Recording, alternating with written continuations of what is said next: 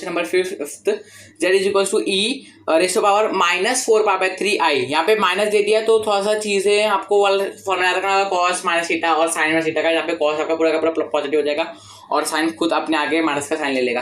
पर सबसे पहले यहाँ पे कंपेयर करोगे तो आपको आर की वैल्यू मिलेगी 1 और आपको मिलेगा थीटा की वैल्यू मिलेगी -4π/3। तो लिख दो यहाँ पे इट्स पोलर फॉर्म इज, उसके बाद यहाँ पे लिख दो z is equals to 1 multiplied by cos -4π/3 plus i sine -4π/3 खत्म। यहाँ पे अब 1 का मतलब करोगे तो वही आ जाएगा। तो यहाँ पे देखो ये पूरा का पूरा हट गया, माइनस हट गया ना भाई। अब यहाँ पे ये माइनस क्या हो जाएगा, माइनस साइन ले लेगा और ये जगह 4π/3 और यहाँ पे आपने आई को इधर लग दिया। अब 4π/3 कौन सी डिग्री में आता है वो फाइंड कर लेते हैं।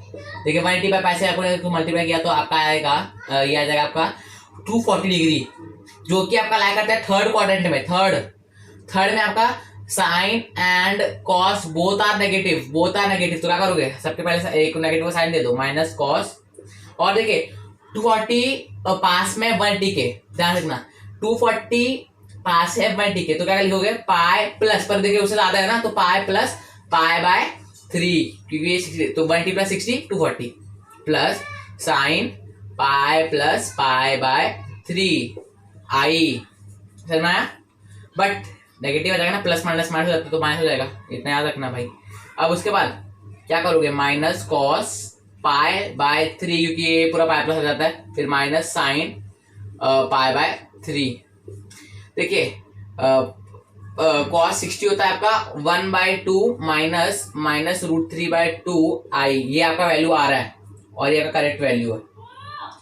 चल मैं दोस्तों क्या किया हम लोग ने, -1/2 माइनस √3/2 आई, ये आपका वैल्यू आ रहा है। सो आई होप दोस्तों आपको समझ में आया होगा। देखिए दोस्तों आपका जो 240 डिग्री था वो आपका आता है थर्ड क्वाड्रेंट में, तो थर्ड क्वाड्रेंट में आपका tan पॉजिटिव रहता है, बाकी सारे नेगेटिव रहते हैं, तो उस हिसाब से हम लोगों ने इसको सॉल्व किया है। समझ में आया? तो हाँ दोस्तों एक बात ध्यान से देखिए, आपके साइन ने पहले नेगेटिव ले लिया था, उसके बाद देखिए साइन पहले भी और साइन थर्ड क्वाड्रेंट में नेगेटिव होता है तो नेगेटिव माइनस माइनस प्लस होता है, तो यहाँ पे फिर यहाँ पे प्लस हो जाएगा, फिर यहाँ पे फिर से प्लस हो जाएगा और यहाँ पे लास्ट में प्लस हो जाएगा। तो ये आपका फाइन वैल्यू बहुत देखिए। अब आपको नीचे अगर आपने डिवाइडेड बाय 2 कॉमन ले लिया तो क्या करोगे, -1 प्लस √3 ब्रैकेट आई, सॉरी ब्रैकेट आई नहीं है, ब्रैकेट नहीं वरना उससे मल्टीप्लाई हो जाएगा, तो ब्रैकेट आई नहीं आएगा। हाँ इसको फिर पूरा ब्रैकेट दे दो। सो दोस्तों आपका ये आंसर आ रहा है। सो आई होप आपको पूरा एक्सरसाइज समझ में होगा। अगर मैं तो आप इस चैनल को लाइक कर सकते हैं और इस वीडियो को इस चैनल को सब्सक्राइब कर सकते हैं, इस वीडियो को लाइक कर सकते हैं। दोस्तों हम लोग अपने पार्ट नंबर 18 पे मिलेंगे। चलिए दोस्तों।